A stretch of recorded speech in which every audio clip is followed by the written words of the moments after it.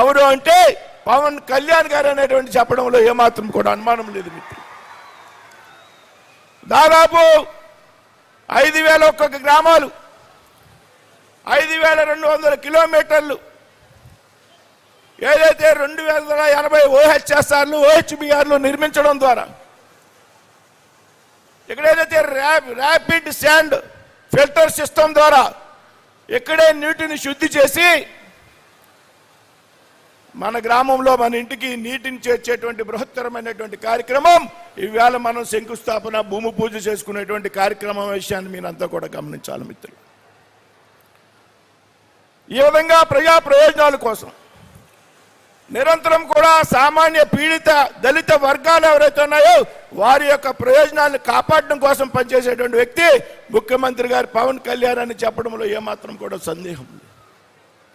ఉద్దానములో kidney బాధితులకు పెద్ద ఎత్తున భరోసా ఇవ్వడం ద్వారా ఆ తర్వాత కాలంలో ప్రభుత్వాలు కిడ్నీ బాధితులకి పెన్షన్ మంజూరు చేస్తున్నారంటే దానికి కారణం ఉప ముఖ్యమంత్రి పవన్ కళ్యాణ్ గారు అని చెప్పడంలో ఏమాత్రం కూడా సందేహం. ఇవాళ పంచాయతీరాజ్ గ్రామీణాభివృద్ధి శాఖ మంత్రిగా బాధ్యతలు స్వీకరించాక ఈ రాష్ట్రంలో తనదైనటువంటి ఒక ప్రత్యేకమైనటువంటి శైలిలో పనిచేస్తున్నటువంటి వ్యక్తి పవన్ కళ్యాణ్ గారు. దాదాపు రాష్ట్రంలో 13,350 గ్రామాలకి దేశంలో ఎక్కడా లేని విధంగా ఒకే ఒక్క రోజులో గ్రామ సభలు నిర్వహించి చూపెట్టినటువంటి వ్యక్తి పవన్ కళ్యాణ్ గారు అని చెప్పడంలో ఏమాత్రం కూడా ఉపయోగం.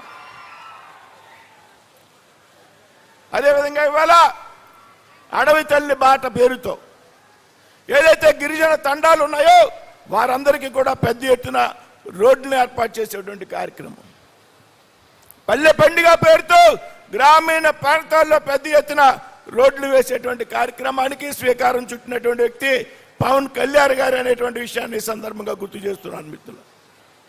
అంతేకాదు ఇటువంటి బృహత్తర కార్యక్రమానికి సర్ హర్దన్ కాత్మి గారి పేరు మనం చెప్పుకుంటూ ఉంటాం.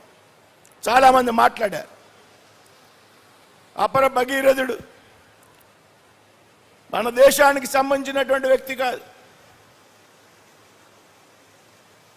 ఇప్పటికీ కూడా ఆయన ఫోటో పెట్టుకుని మనం పూజించుకుంటున్నామంటే ఈ గోదావరి డెల్టాలో ఇరిగేషన్ సౌకర్యం ఏదైతే ఉన్నదో ఆనాడు ఆయన కారణంగా వచ్చిందనేటువంటి ఒక మంచి ఆలోచన, మంచి భావన. అయితే ఈరోజు సర్ హర్దన్ కాటన్ గారు మనకు తెలియదు కానీ ఇవాళ ఈ గోదావరి డెల్టాలో ప్రజల యొక్క దాహార్తిని తీర్చినటువంటి పవన్ కళ్యాణ్ గారితో కలిసి మనం ఇంత కూడా ఇవాళ ఈ వేడుక నిర్వహించుకుంటున్నాం. రాబోయేటువంటి రోజుల్లో చరిత్రలో ఎవరు ఈ గోదావరి జిల్లాల ప్రజల యొక్క దాహార్తిని తీర్చారు అంటే రాబోయేటువంటి తరం మీ పిల్లలు, మీ మనవలు, మునిమనవలు కూడా చెప్పుకునేటువంటి పేరు పవర్ స్టార్ పవన్ కళ్యాణ్ గారు అనేటువంటి విషయాన్ని సార్.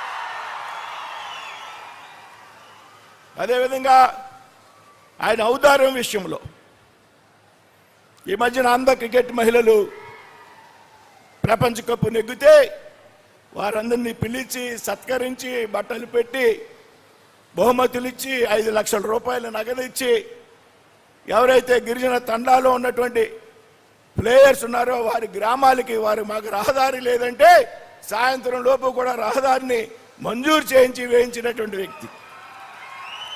ఈ విధంగా రాజకీయాల్లో ప్రజల్లో తనకున్నటువంటి యొక్క ఏదైతే పేరు ప్రతిష్టలు ఉన్నాయో వాటి ఆధారంగా ప్రజలకు ఉపయోగపడాలి, నిరంతరం కూడా ప్రజల కోసం పనిచేయాలనేటువంటి ఆలోచనతో పనిచేస్తున్నటువంటి పవన్ కళ్యాణ్ గారికి ఈ సందర్భంగా ధన్యవాదాలు తెలియజేస్తూ, చాలా మాట్లాడాలి కానీ ఆయన మాటల కోసం మీరంతా ఎదురు చూస్తున్నారు.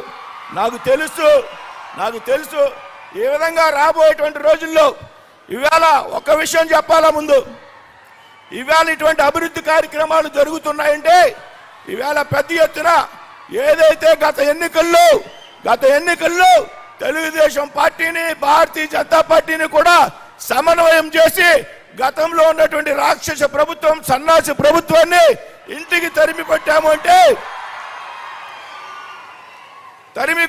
అంటే ఆయన బీజేపీని, తెలుగుదేశం పార్టీని సమన్వయం చేసినటువంటి విధానం. సొంత ప్రయోజనాలని, సొంత పార్టీ ప్రయోజనాల కన్నా నాకు రాష్ట్ర ప్రయోజనాలు ముఖ్యమనేటువంటి ఆలోచనతో నిరంతరం చంద్రబాబు నాయుడు గారితో నరేంద్ర మోడీ గారితో వారిద్దరిని సమన్వయం చేసి ఇవాళ ఇన్ని అభివృద్ధి కార్యక్రమాలకి శ్రీకారం చుట్టడానికి ముఖ్యమైనటువంటి వ్యక్తి పవన్ కళ్యాణ్ గారు అని చెప్తూ మరొక్కసారి ఆయనకి ధన్యవాదాలు తెలియజేస్తూ సెలవు తీసుకున్నాను. జై హింద్, జై భారత్. ఎవరి మాటలు ఎవరి